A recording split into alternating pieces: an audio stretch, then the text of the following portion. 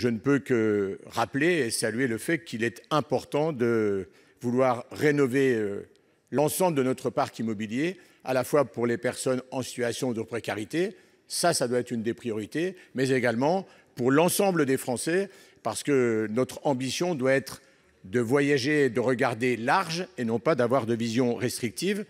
L'objectif d'ailleurs des 500 000 rénovations annuelles, alors je fais le pari, Madame la Ministre, que malheureusement il ne sera pas atteint, mais il est éloigné d'ailleurs. Il faudrait entre 700 000 et 1 million de rénovations annuelles pour être dans les objectifs fixés par et pour la France lors de la COP 21.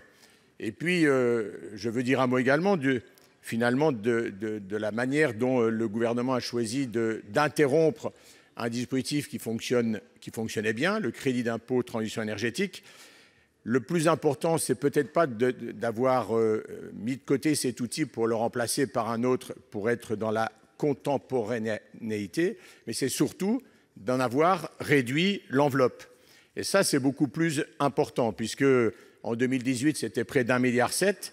Avec votre réforme, Madame la Ministre, ce ne serait plus que 800 millions d'euros, là où votre gouvernement, dans un acte 2 qui serait orienté vers l'écologie, souhaite en tous les cas avoir une ambition nouvelle en matière d'écologie.